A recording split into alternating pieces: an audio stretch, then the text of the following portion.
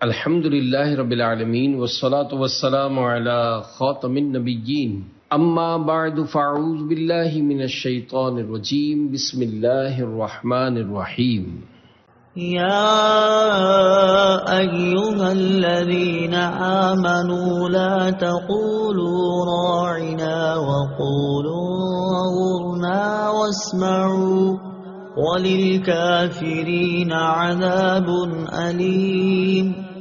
ترجمہ: اے ایمان والو، راعنا نہ کہو اور یوں عرض کرو کہ حضور ہم پر نظر رکھیں، اور پہلے ہی سے بغور سنو، اور کافروں کے لیے دردناک عذاب ہے۔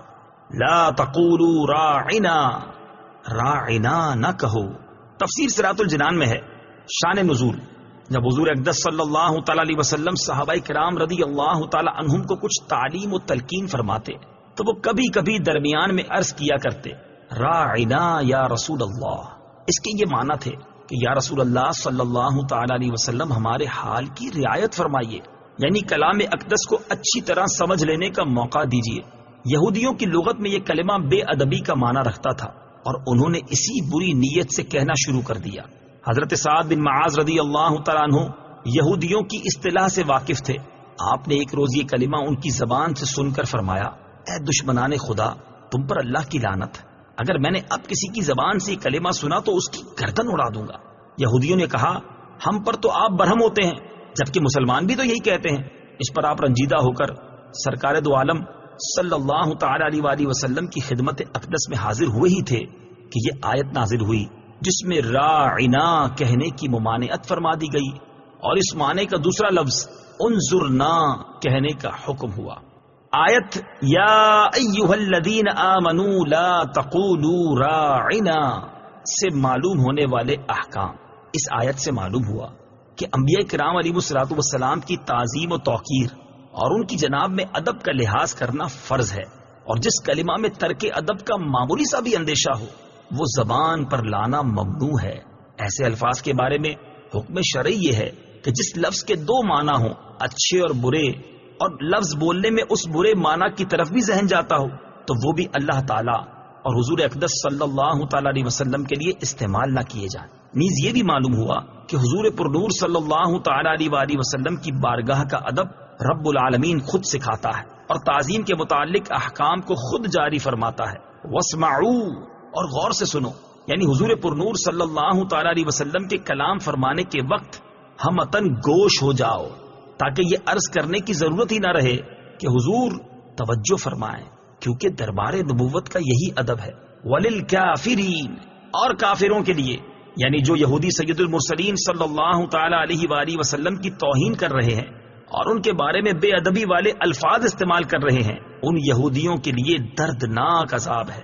یاد رہے کہ اس آیت میں اس بات کی طرف اشارہ ہے کہ انبیاء کرام علیہ الصلوۃ والسلام کی جناب میں بے ادبی کفر ہے۔ ما يود الذين كفروا من أهل الكتاب ولا المشركين أن ينزل عليكم من خير من ربكم والله يختص برحمته من يشاء واللہ ذو الفضل العظیم۔ ترجمہ: اے مسلمانوں، نہ تو اہل کتاب کے کافر چاہتے ہیں اور نہ ہی مشرک کہ تمہارے اوپر تمہارے رب کی طرف سے کوئی بھلائی اتاری جائے، حالانکہ اللہ جسے چاہتا ہے اپنی رحمت کے ساتھ خاص فرما لیتا ہے، اور اللہ بڑے فضل والا ہے۔ ما یود، کافر نہیں چاہتے۔ تفسیر صراط الجنان میں ہے شان نزول: یہودیوں کی ایک جماعت مسلمانوں کے ساتھ دوستی اور خیر خواہی کا اظہار کرتی تھی، ان کی تکذیب میں یہ آیت نازل ہوئی اور مسلمانوں کو بتایا گیا کہ یہ کفار خیر خواہی کے دعوے میں جھوٹے ہیں۔ ما ننسخ من آیت او ننسها نأتی بخیر منها او مثلها أَلَمْ تَعْلَمْ أَنَّ اللَّهَ عَلَى كُلِّ شَيْءٍ قَدِيرٌ۔ ترجمہ: جب ہم کوئی آیت منسوخ کرتے ہیں یا لوگوں کو بھلا دیتے ہیں تو اس سے بہتر یا اس جیسی اور آیت لے آتے ہیں۔ اے مخاطب، کیا تجھے معلوم نہیں کہ اللہ ہر شے پر قادر ہے؟ ما ننسخ، ہم جو منسوخ فرمائیں، تفسیر صراط الجنان میں ہے نسخ کا معنی ہے سابقہ حکم کو کسی بعد والی دلیل شرعی سے اٹھا دینا، اور یہ حقیقت میں سابقہ حکم کی مدت کی انتہا کا بیان ہوتا ہے۔ اس آیت کا شان نزول یہ ہے کہ قرآن کریم نے گزشتہ شریعتوں اور کتابوں کو منسوخ فرمایا تو کفار کو بڑی وحشت ہوئی اور انہوں نے اس پر اعتراضات کیے۔ اس پر یہ آیت مبارکہ نازل ہوئی اور بتایا گیا کہ منسوخ بھی اللہ تعالیٰ کی طرف سے ہے اور ناسخ بھی، دونوں عین حکمت ہیں، اور ناسخ کبھی منسوخ سے زیادہ آسان اور نفع بخش ہوتا ہے، لہذا قدرت الہی پر یقین رکھنے والے کو اس میں تردد کی کوئی گنجائش نہیں۔ کائنات میں مشاہدہ کیا جاتا ہے کہ اللہ تعالیٰ دن سے رات کو، گرما سے سرما کو، جوانی سے بچپن کو، بیماری سے تندرستی کو، بہار سے خزاں کو منسوخ فرماتا ہے۔ یہ تمام نسخ و تبدیل اس کی قدرت کے دلائل ہیں، تو ایک آیت اور ایک حکم کے منسوخ ہونے میں کیا تعجب؟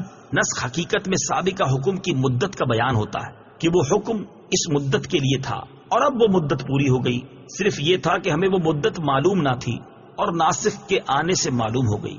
کفار کا اعتراض تو جہالت و ناسمجھی کی وجہ سے تھا، لیکن اہل کتاب کو تو کسی بھی صورت یہ اعتراض نہیں کرنا چاہیے تھا، کیونکہ حضرت آدم علیہ الصلوۃ والسلام کی شریعت کے بہت سے احکام تو وہ بھی منسوخ مانتے ہیں، جیسے بہن بھائی کا آپس میں نکاح۔ یوں ہی یہودیوں سے پہلے ہفتے کے دن دنیاوی کام حرام نہ تھے، ان پر حرام ہوئے۔ نیز توریت میں ہے کہ حضرت نوح علیہ الصلوۃ والسلام کی امت کے لیے تمام جانور حلال تھے، جبکہ حضرت موسیٰ علیہ الصلوۃ والسلام پر بہت سے حرام کر دیے گئے۔ ان تمام چیزوں کے ہوتے ہوئے نسخ کا انکار کس طرح ممکن ہے؟ نسخ کے چند احکام۔ نمبر 1، جس طرح کوئی آیت دوسری آیت سے منسوخ ہوتی ہے، اسی طرح حدیث متواتر سے بھی آیت منسوخ ہوتی ہے۔ نمبر 2، کبھی صرف تلاوت منسوخ ہوتی ہے اور کبھی صرف حکم منسوخ ہوتا ہے، اور کبھی تلاوت و حکم دونوں منسوخ ہوتے ہیں۔ بہقی شریف میں ہے کہ ایک انصاری صحابی رات کو تہجد کے لیے اٹھے اور سورہ فاتحہ کے بعد جو سورت ہمیشہ پڑھا کرتے تھے اس کو پڑھنا چاہا، لیکن وہ بالکل یاد نہ آئی اور سوائے بسم اللہ کے کچھ نہ پڑھ سکے۔ صبح کو دوسرے اصحاب سے اس کا ذکر کیا تو ان حضرات نے فرمایا ہمارا بھی یہی حال ہے، وہ سورت ہمیں بھی یاد تھی اور اب ہمارے حافظے میں بھی نہ رہی۔ سب نے بارگاہ رسالت میں واقعہ عرض کیا تو حضور پرنور صلی اللہ تعالی علیہ وآلہ وسلم نے فرمایا آج رات وہ سورت اٹھا لی گئی، اس کے حکم و تلاوت دونوں منسوخ ہوئے، جن کاغذوں پر وہ لکھی گئی تھی ان پر نقش تک باقی نہ رہے۔ نأتی بخیر، ہم بہتر لے آئیں گے۔ تفسیر صراط الجنان میں ہے، فرمایا کہ ہم کسی آیت کو منسوخ فرما دیں یا بھلا دیں تو اس کی جگہ زیادہ آسان اور زیادہ ثواب والا یا کم از کم پہلے والے حکم کے برابر حکم لے آئیں گے۔ پہلے سے زیادہ سہولت والے کی مثال ہے جیسے پہلے 10 گنا تک کے لشکر سے جہاد کا حکم تھا، پھر صرف 2 گنا تک کے لشکر سے جہاد میں ڈٹے رہنے کا حکم نازل ہوا۔ زیادہ ثواب کی مثال ہے جیسے پہلے ایک قول کے مطابق روزے کی طاقت رکھنے والے کو بھی فدیہ دینے کی اجازت تھی، لیکن بعد میں اس پر روزے کا حکم ہی متعین کر دیا جو فدیہ سے زیادہ ثواب والا حکم ہے۔ سہولت میں برابر کے حکم کی مثال ہے جیسے بیت المقدس سے پھیر کر خانہ کعبہ کو قبلہ بنا دیا گیا، حالانکہ دونوں کی طرف منہ کر کے نماز پڑھنے میں برابر درجے کی سہولت ہے۔ صدق اللہ العظیم۔